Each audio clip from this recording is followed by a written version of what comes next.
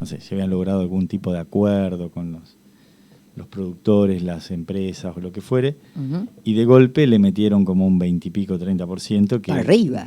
Para arriba. Y eso seguramente que en la medición que se hace de muchos productos para determinar la inflación, seguramente debe haber incidido. Como otras veces ocurre con un aumento así medio desmedido del combustible y cosas por el estilo. De todas maneras, yo lo que había visto es que la carne, que es algo que se consume diariamente, o casi diariamente, durante varios meses estuvo con un precio que se fue retrasando, y había llevado la sensación de que parecía barata la carne, cuando a mediados del año pasado nos parecía inalcanzable. Y ahora de vuelta está cara, digamos. De vuelta nos parece cara. Porque nosotros nos acostumbramos a cualquier cosa. ¿Qué quiere que Pero le diga? digo, me pasaba que por ahí vos ibas al súper y veías en la góndola otros productos que no son la carne, no son tan... o sea, querés hacer algún tipo de comida y vos con la carne ya arrancás bien. Le pones 2 pavadas y ya estás. Sí, ya tenés Pero comida. con una botella de aceite, ¿qué haces? Digamos? No mucho. No podés comer aceite. Difícil. Y era paulatino el aumento del aceite. Entonces yo me decía, pero escuchame, ¿cómo puede ser que una botella de aceite cueste... no en los lugares donde está a precios cuidados o justos, como se llame, no en esos lugares, sino en otros lugares comunes, el aceite vale como 1.000 mangos. Pero entonces no tenía lógica. Bueno, pero estará de acuerdo conmigo que es una locura lo que está saliendo la vida en la Argentina. Sí, pero digamos, lo que más me parece que está saliendo, o la inflación donde más ha pegado en alimentos. Sin duda. Que eso es más duro, por eso más digo, cruel, eso digamos, es una real locura. Para clases más bajas. Juan, rapidito. Pedirte a vos rapidito yo sé que es un esfuerzo. Bueno, dale, pero porque después vamos a ir a donde nos vamos a meter tranquilamente o difícilmente, pero nos tenemos que meter. Recién hablábamos con Anto, leíamos... la cuestión de los piquetes. Bueno, mañana se marcha, se corta y se le pide al gobierno que no se meta con los más débiles, ¿no? Piqueteros anunciaron otro miércoles de cortes y carpas en la 9 de julio. Así, ¿cómo se soluciona para vos este tema? ¿Cómo sería? ¿Cuál es el tema que hay que solucionar? Que no anden por la calle. Mira, trataré de ser sintético, pero pensá en lo siguiente. Vos el derecho a huelga o el derecho a manifestarse. Porque el derecho a huelga es un trabajador... Esperá. Pongámonos refinitos los dos. Sí. Pensá que es un derecho que le otorga el Estado al darle un subsidio. Si no estuviera el subsidio, el derecho a huelga no es un derecho de trabajo. Ellos no trabajan para recibir el subsidio. No. Digo, el derecho a huelga existe. Sí. El derecho a huelga existe, es un derecho ya consagrado en la Constitución. Y digo, el derecho a huelga, en definitiva, que es un reclamo por unas condiciones laborales, etcétera, etcétera, no deja de estar atado a cualquier derecho a reclamar cosas al Estado. Lo que sea, cualquier necesidad primaria que vos consideres, se la vas a reclamar al Estado. Entonces se la puede reclamar un movimiento social, como se lo puede reclamar 3 vecinos en una esquina que, no sé, por un tema de robo, por un tema de inseguridad, por el tema que se te ocurra. Eso se ha ido instalando porque se ha ido permitiendo, se ha ido considerando justo, se ha ido considerando, no sé si justo, o sea, no me está saliendo la palabra, pero legítimo. Entonces, después es muy difícil recortar cuál es legítimo y cuál no. ¿Se entiende? Porque independientemente de que por ahí hay algunos sectores sociales que salen, que tienen nombre, y que son una organización, etcétera, etcétera, y que están, como decía recién, por ahí recibiendo un subsidio, recibiendo algún tipo de ayuda específica del Estado, que salen a reclamar que o se lo aumenten o lo que fuere.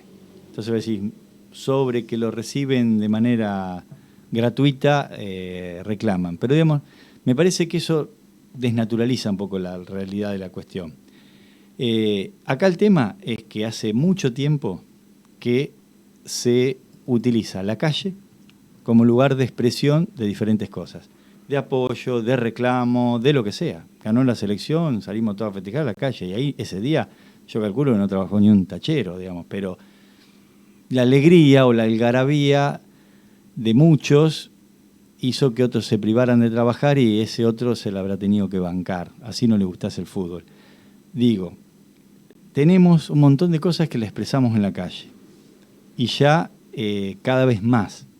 Quizás habría que consensuar qué cosas sí y qué cosas no, pero digamos, no de una manera descontextualizada. O sea, habría que consensuar, habría que hacer a lo mejor algún protocolo o algo por el estilo que tenga que ver con ese tipo de reclamos, de qué manera, algo que le dé cierto coto.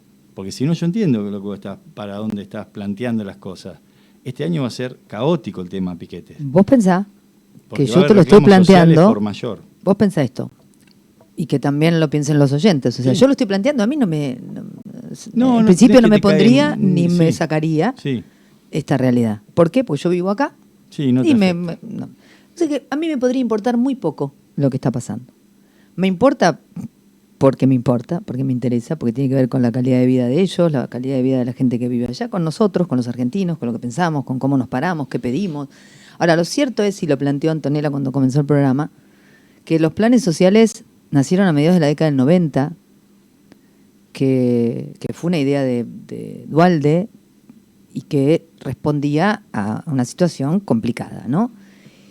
Y que 20 años después no podemos no tenerlos, no hemos superado, no hemos salido de ahí, y vos y yo y esta radio y todos los columnistas siempre lo que intentamos es tratar de pensar hacia adelante, ¿no? Entonces, me cuesta encontrarnos hoy, 20 y pico de años después, justificando el no haber salido de determinados lugares, Sí. ¿no? Es que claramente. Digo, como para pensarlo diferente, porque también a esta radio siempre la vas a encontrar, y vos lo sabés, del lado de todos, de la mayoría. Nadie pretende que la gente que está mal y que es la más vulnerable la pase peor. Sí, lo que estamos hablando es un Estado que pueda ir hacia adelante en la construcción de empleo, en el desarrollo, y 20 y pico de años después. Sí. Viste que no hace falta que te diga, yo estuve en la Secretaría de Producción y lo veía, lo charlábamos muchas veces en el gabinete, lo charlábamos entre los que estábamos formando parte de ese gobierno con la idea de, a veces uno, analizar ciertas cosas. Yo nunca fui favorecedor de cualquier tipo de programa de ayuda social. O sea, entiendo que la coyuntura requiere que uno subsane esos problemas. Pero lo que uno tiene que tender, o tiene que tener un programa, que es el principal, esto es un paliativo. Tenés que tener un programa que justamente los vaya incluyendo en el trabajo, en la producción y demás. Y la Argentina tiene una potencialidad enorme, absolutamente desaprovechada durante años. Eso te iba a decir, que nunca pone en práctica. Durante años. Y te digo más, muchos de quienes por ahí compartían conmigo el espacio político y demás, y se decían peronistas, yo creo que hasta incluso han malinterpretado en casi toda su militancia. No, en casi toda su militancia han malinterpretado las bases del peronismo, porque si vamos para atrás tenemos que decir, bueno, esto es de la época de Perón, pues si no, no se llamaría peronismo, se llamaría otra cosa. Bueno, yo nunca lo escuché hablar a Perón de otra cosa que no fuese del trabajo. Te digo la verdad, ponete un día, googleá y metete en YouTube, qué sé yo, y buscá discursos de Perón y demás, que siempre hablaba, y el sujeto social para Perón era el trabajador. Se llamaba El Trabajador. Eva Perón también, en algún momento, bueno, hablaba de los descamisados, que eran estos humildes, pero en general siempre hablaba del trabajador. Entonces yo pienso, para un espacio político que nació en esa época, el sujeto político era el trabajador. ¿Y por qué era el trabajador? Pues justamente es un espacio político que surge a partir de fines de los años 30, 40, donde la Argentina era una Argentina muy primarizada, o sea, había fundamentalmente producción agropecuaria. Había muy pocas empresas, recién empezaba. Y el obrero de fábrica, que ya en Europa existía por la revolución industrial, en Argentina casi no existía. Era nuevo, un sujeto nuevo. Eran trabajadores de puerto, estibadores, y trabajadores rurales, con otro tipo de relación laboral. O sea, las jornadas eran extensísimas y era más o menos lo que te pagaban, lo que se le ocurría al patrón, digamos. Pero al aparecer este sujeto nuevo, que era el trabajador, el obrero, el que iba a la fábrica y trabajaba en un horario, como se decía en aquellos momentos, o sea, el horario que se había conseguido de alguna manera en las fábricas, el de 8 horas, el del sábado mediodía, bueno, todo ese tipo de cosas que ya las sabemos. Ese personaje o ese sujeto era el trabajador. Entonces ahora, yo siempre insisto en lo mismo, tenemos que volver a poner en el medio de la escena al trabajador. Trabajador que después armaba su familia, generaba recursos, generaba que el país creciera y después en general, pero siempre tuvo la idea de transformar al país en un país industrializado. De hecho, admiraba mucho a los países europeos que sí lo eran. Uno de ellos era Alemania, claramente, entre guerras era el país más potente. Y siempre promovió actividades de industria que no tenía la Argentina. Promovió la aviación comercial, promovió la industria pesada, promovió la siderurgia, promovió la industria la generación de energía atómica, el estudio primero y después la generación de energía atómica, promovió la explotación minera. Entonces, un tipo que promovía ese tipo de cosas no estaba hablando de subsidios, no estaba hablando de este tipo de cosas. Entonces digo, hagamos un poquito nosotros mismos, desde nuestro espacio, por lo menos yo lo invito a mis compañeros peronistas. Veamos hacia atrás, que se hablaba de otra cosa, y lo podemos rever, y lo podemos hacer, porque tenemos cómo hacerlo. Podemos seguir insistiendo en ese tipo de paradigma. Y estaría buenísimo que nosotros, como ciudadanos, cada vez que los políticos nos escuchen, pidamos eso. En lugar de bajar la discusión y decir que no queremos que los piqueteros corten la calle, que el reclamo sea que queremos que el Estado genere condiciones de trabajo. ¿Se entiende lo que digo?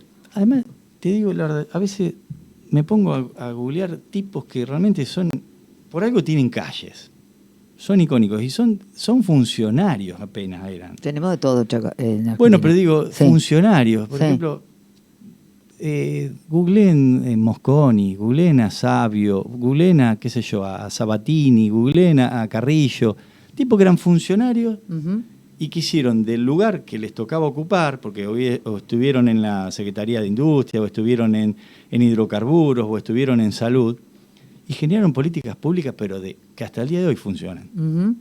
O sea, Mosconi, el padre de YPF prácticamente. Entonces, escúchame. Tal cual. Tratemos de copiar tipos así. Eran funcionarios, no eran San Martín. No estoy hablando de San Martín, ni Belgrano, ni de Moreno. Estoy hablando de un tipo que lo puso un presidente. Che, a usted le toca al área tal. Ahora resulta que eligen a funcionarios que duran una semana, se mandan todo tipo de cagadas. Tremendos mocos. Siempre están asociados a cosas raras, de esos tipos, qué sé yo. No sé, a lo mejor en esa época no existía el Twitter, no existían las redes sociales y no los escrachaban. Los escritorios de los... Me bajaste con un ondazo y caímos. Cayó la paloma media averiada en el medio de la Plaza de San Martín. Miró así y dijo... Hoy hablando de funcionarios que hacen moco y qué sé yo, acá, en la municipalidad de Chacabuco. Yo no sé, usted estuvo de vacaciones, no estuvo viniendo a la radio por una cuestión o por otra, pero estará más o menos al tanto, y si no, me dice. Estamos con un problemita en el municipio. 2 funcionarios de servicios públicos fueron desafectados por el intendente municipal. Y las transferencias, están publicadas las transferencias que complicarían a los funcionarios municipales. Transferencias por más de 250.000 directo a las cuentas de Vespasiano y de Alegre.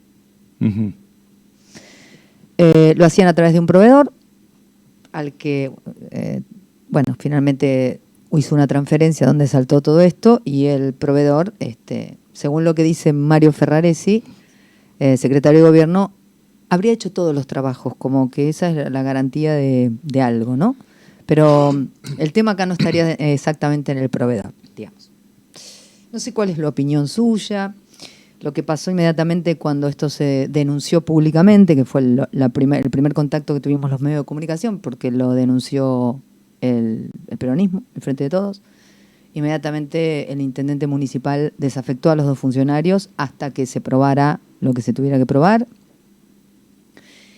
En la radio dijimos que había sido muy rápido el intendente Ayola haciendo ese gesto, porque le daba un tinte de, ¿cómo explicarle?, de responsabilidad institucional al asunto. Algunos hacían otro tipo de lectura a esa maniobra del intendente municipal, que era que reconocía la corrupción haciendo eso. Uh-huh. No le voy a decir que llama la atención, ni notable, ni mucho menos. Más bien era sumamente esperable, muy obvio, por obvio violento. Hay cosas que son obvias, que son violentas si te las pones a pensar. Lo que esperás y sucede a veces es violento.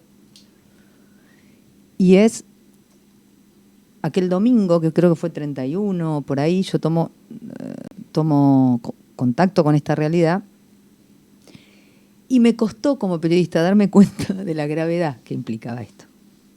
Entonces, cuando tomo conciencia de la gravedad de lo que estábamos hablando, le envío un domingo un mensaje a la secretaria privada del intendente municipal, a la secretaría privada, y le pido una nota para Punto Radio y le pongo en la redacción del pedido de entrevista debido a la gravedad de los hechos. Uh-huh. Contestaron lo que era obvio que iban a contestar, que el intendente tenía 15 días la agenda completa. Uh-huh. Cuando le dije que bueno, que no había ningún apuro, que había un montón de inconvenientes en el medio. Cuando hablamos con Juan Pablo, me pregunta si se hizo alguna conferencia de prensa al respecto.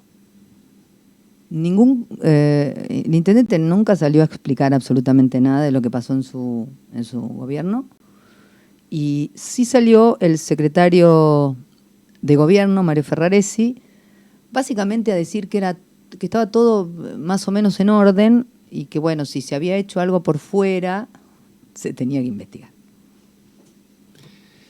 Yo te digo mi parecer con la mayor objetividad posible,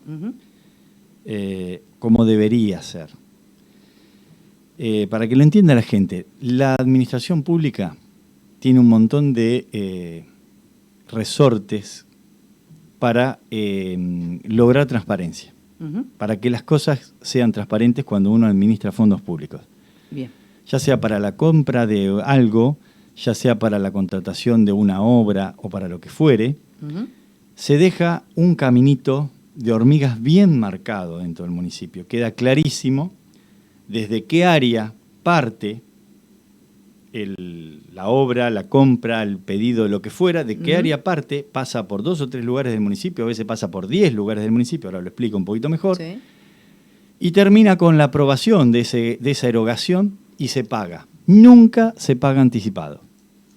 O sea, no existe Okay. nada que se pague anticipado. Existen solamente en las contrataciones de obras grandes que se hacen por pliego, licitaciones públicas, bla, bla, bla, que son absolutamente mucho más rigurosas y deberían ser absolutamente transparentes en su trayecto, se permite el anticipo de obra. Porque es para algo, ya te digo, o sea, se va a iniciar una obra determinada que tiene cierta cantidad de pasos, se hace ese anticipo de obra, se entrega, pero ya con un expediente armado, con la obra ganada, con la licitación ganada por esa persona que concursó, y se entrega el anticipo de obra. Para hacer el segundo desembolso, ese anticipo de obra tiene que tener cubierta un porcentaje de la obra que tiene que certificar un funcionario municipal para que se haga el segundo desembolso. Perfecto. Con lo cual, estamos siempre pagando sobre realizado. Bien, claro. Al final de la obra, el tipo entrega la obra y cuando entrega la obra la tiene que fiscalizar el funcionario del área que corresponde y decir que la obra está culminada, que está bien, que está aprobada, para que le paguen el final de obra. O sea que imagínense todas las cosas que están como trabando, si se quiere, para que uno no se haga el vivo. Data. Bueno, entonces, ¿qué ocurre con esto? Cuando uno escucha lo que ha sucedido, vos podés ir al área. ¿Quién lo contrató? ¿Quién lo pidió? ¿Para quién era ese servicio? ¿Para quién era esa obra? ¿Para quién era esa prestación? O lo que fuese por ese proveedor. ¿Quién lo pide? Tal área. Tal área tiene a un funcionario a cargo, que sería en este caso el secretario de servicio. No Ferraresi, que es el secretario de gobierno. El secretario de servicio, o sea, es el mayor responsable de esa área. Y es más, si ves el organigrama municipal, el secretario de gobierno, el de servicio, demás, son todos secretarios, o sea que estarían en un nivel idéntico. Correcto. Más allá de que el secretario de gobierno siempre es como el secretario político, la mano derecha del intendente, y uno le da un poquito más de jerarquía, pero en el organigrama municipal es lo mismo. Bien. Son secretarios igual. Por ende, el que debió dar primero explicaciones de lo sucedido es el secretario de esa área. ¿Por qué? Porque imagínate que me hubiese ocurrido a mí cuando yo estaba en la gestión. ¿Qué es lo primero que yo hubiese dicho al intendente? No, déjame explicar. No los escuchamos la voz. Déjame explicar por qué. Ni a Porque Pipo si Gómez, yo ni a contraté, Alegre, ni a- si yo contraté a Juancito Mengano, vamos a poner nombre, Pérez y González hay un montón en Argentina, así que no puedo utilizar eso para... Entonces, claro. vamos a utilizar a Mengano. ¿Sí? Si yo contraté a Mengano para pintarme algo del municipio, Mengano está dentro del listado de proveedores, hasta ahí vamos bien. Le digo, mirá, tenés que hacer tal obra. Hay un tope mínimo, que es que cuando las obras que se encargan son de menor valor que ese tope mínimo, no hace falta hacer concurso, no hace falta hacer concurso de proveedores para mejorar la oferta o licitación pública, ¿se entiende? Entonces como que los podés contratar directo. Hay cierta discrecionalidad, pero porque la obra se supone que es menor, de menor cuantía. Pero ojo, que eso, cuando es muy reiterativo, en el sistema, que hay que cargar todas las compras y todos los trabajos, salta como algo raro. Porque cada tanto viene una fiscalización de la provincia, que es el Tribunal de Cuentas, que viene y mira las boletitas y dice, che, pero mira que este proveedor lo contrataron muchas veces por importes similares, todos por debajo de la línea que hay que concursar. ¿Por qué no lo contrataron una sola vez así concursaba? ¿Se entiende? No sé si la gente nos va entendiendo. Digamos que hay un montón de mecanismos que empiezan a encender luces amarillas o rojas. Volvemos al secretario del área. Lo contrató varias veces para hacer trabajitos. Diferentes trabajitos. Acá, allá, que esto, que lo otro. Supuestamente todos autorizados. Por ende hay una orden de compra. Él tiene que generar una orden de compra, la manda al municipio, pasa por contaduría y demás, y después es llamado desde la municipalidad para que vaya y facture ese trabajo, el proveedor. Y una vez que se hizo eso todo prolijamente, sale de tesorería el pago, que es un cheque que se emite por tesorería, va firmado por el tesorero y va firmado por el intendente. Pero el intendente, vamos a ser sinceros, cuando a veces le llega la caja con los pagos, capaz que tiene 200 pagos para firmar. Entonces no es que los puede mirar todos tan en detalle, pero hay cosas que tiene que mirar el intendente, porque sus funcionarios a veces por ahí no están haciendo lo que él pretende que haga. Entonces tiene que mirar un poco. Suponiendo que esté todo bien, se hizo el pago, que yo. ¿El tema cuál es? Denuncia la oposición, en este caso el Frente de Todos, irregularidades, basadas en, y se explicaron cuáles eran las irregularidades, que un proveedor, que lo contrataban siempre, y que supuestamente ese proveedor habría devuelto dinero a ciertos funcionarios, habría girado dinero a ciertos funcionarios. Ahora explícame el por qué.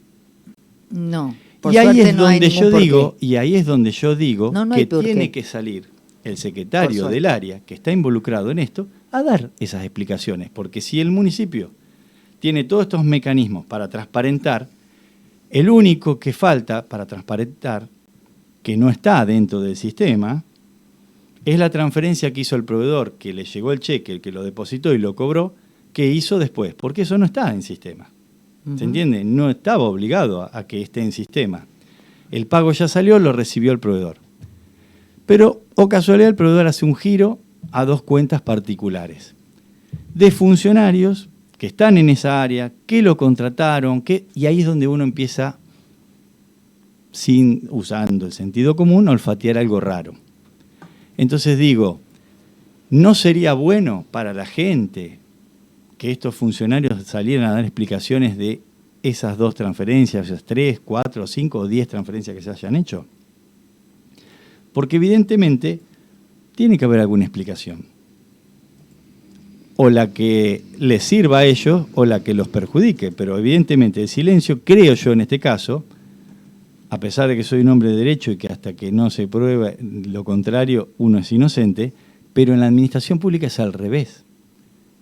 Mientras uno no explica, deja entrever a la población, a quienes nos encomendaron la tarea de funcionarios o la tarea pública, deja entrever que hay algo raro.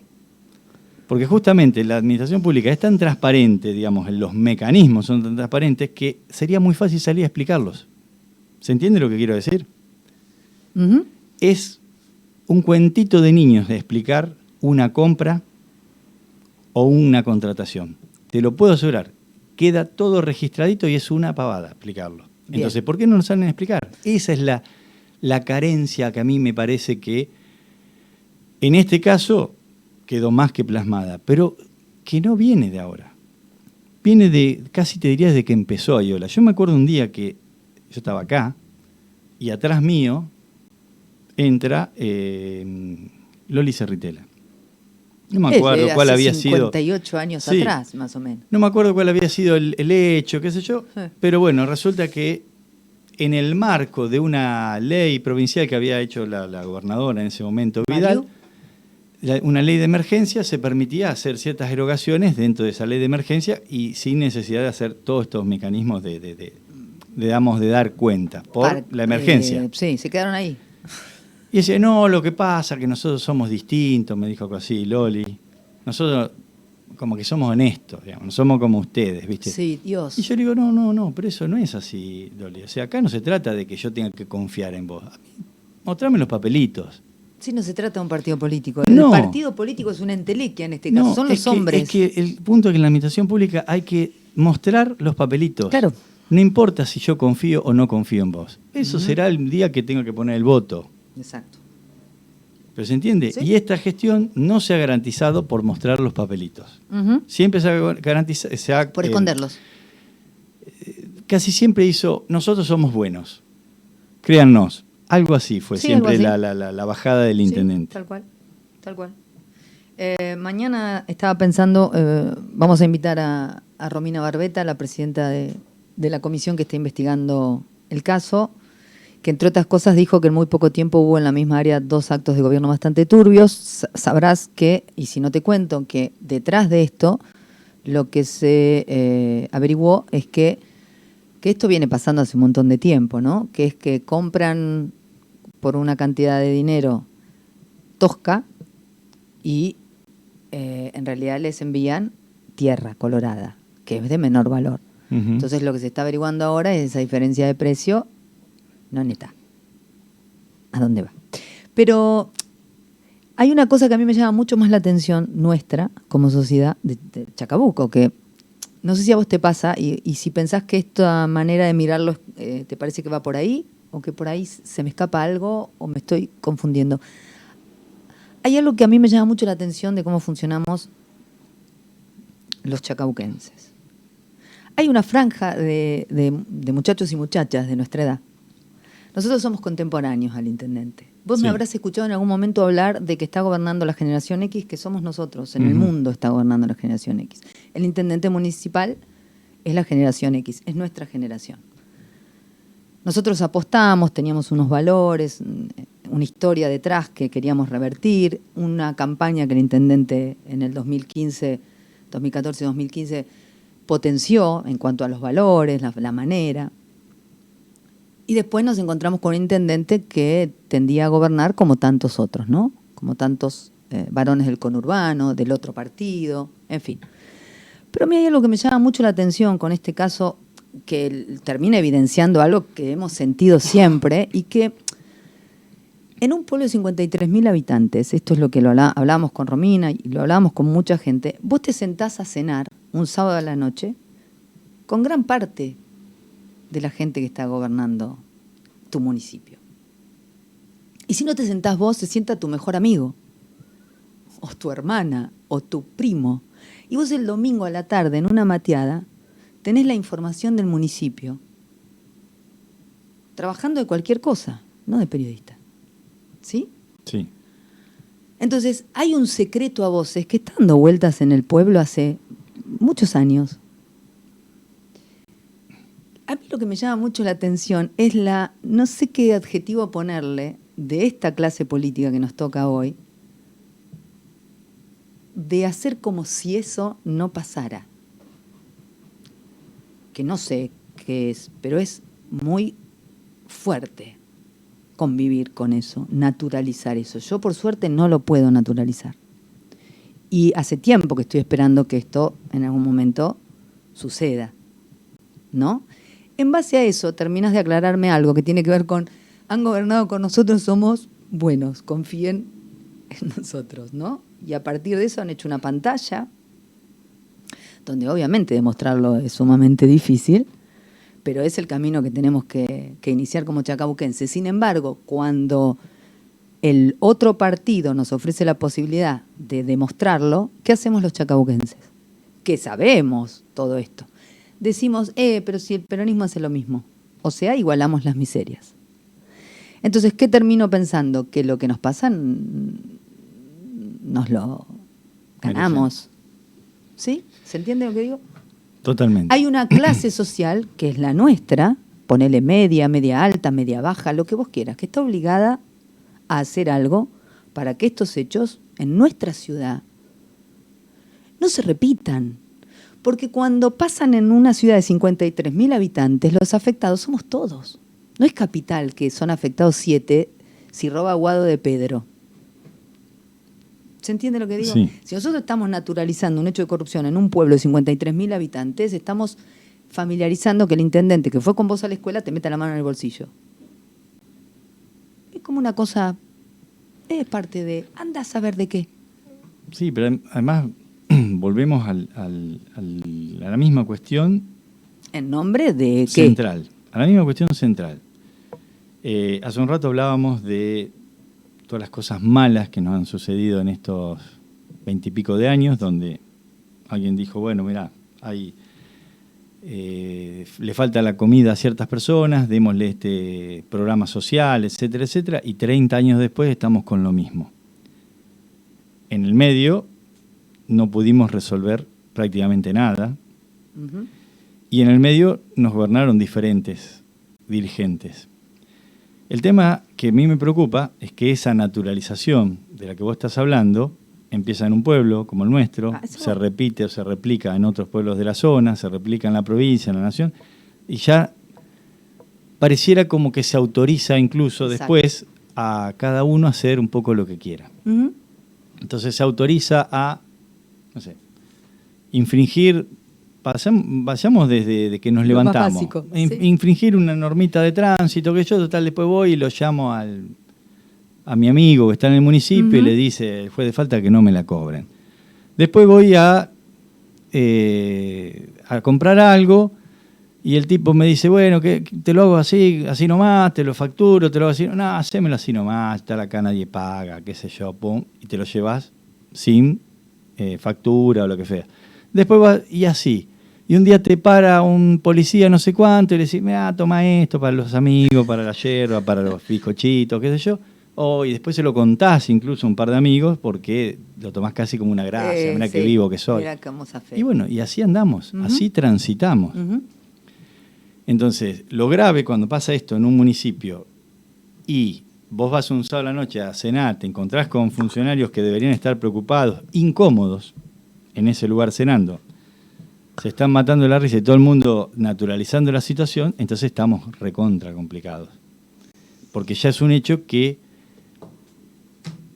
se va a diluir como un vaso de agua en el océano, ¿viste? No va a quedar en nada. Necesito que compartas algo con nosotros. Dijiste algo cuando comenzó el programa con respecto a cuando comenzamos en esta conversación. Dijiste algo de salir a explicar, ¿no? Por el honor. Claro, yo lo hubiese hecho particularmente La pregunta por que mí. te quiero hacer es, justamente, el secretario de Servicios Públicos, Pipo Gómez, responsable del área, ¿tendría que haber salido? A ver, yo trato Porque de... a mí me llama la atención una cosa, y explícame por ahí, no entiendo bien ciertos mecanismos, ciertos resortes de ese mecanismo. No sale el intendente, pero aparta a Vespasiano y Alegre. No sale el responsable máximo del área de servicios públicos.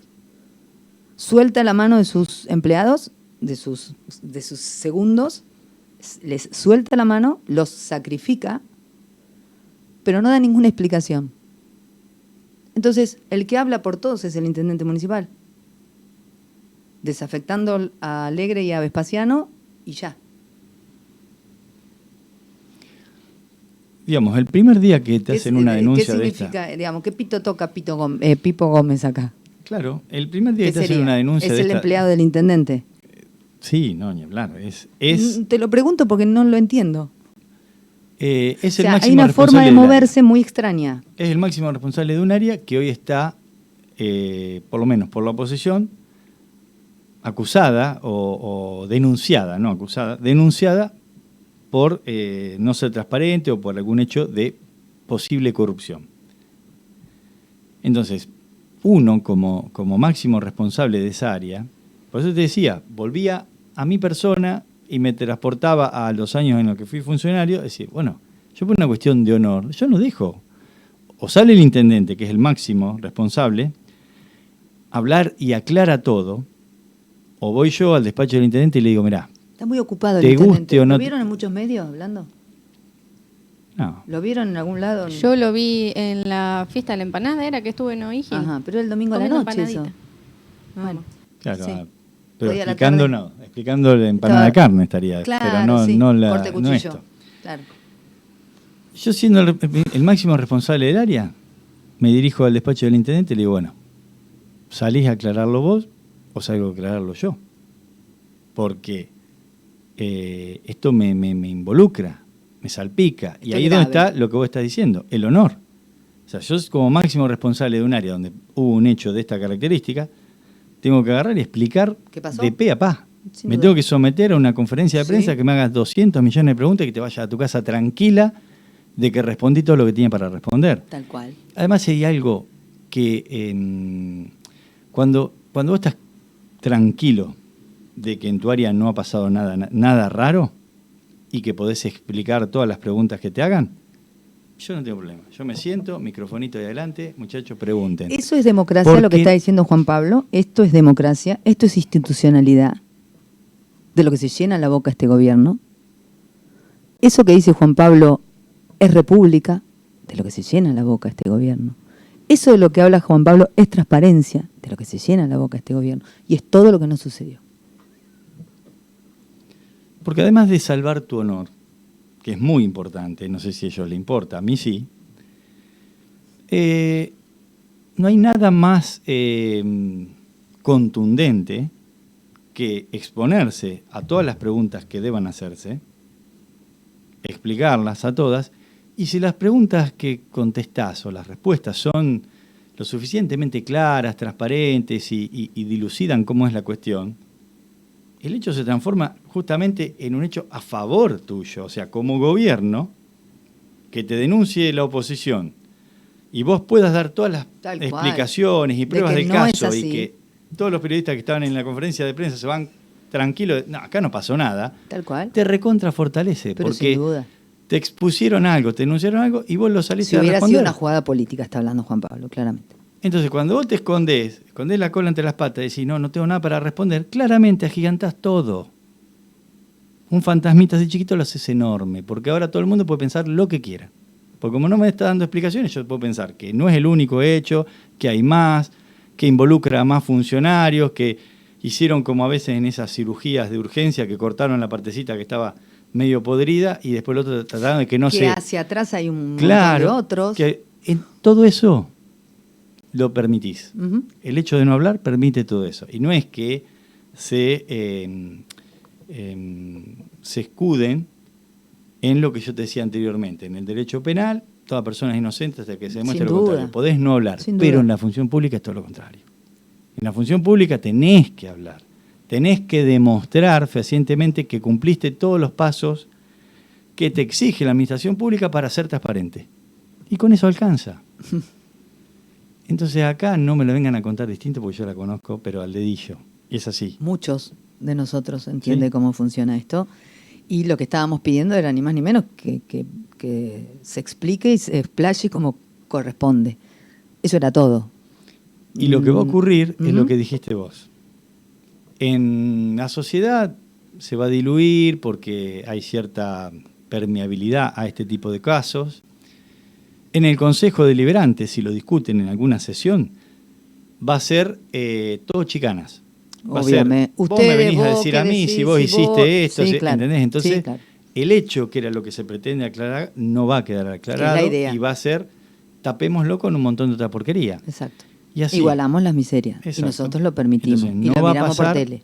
ni en el Consejo Deliberante que se transparente esto, no va a haber conferencia de prensa y la sociedad no lo está juzgando claramente. Como debería.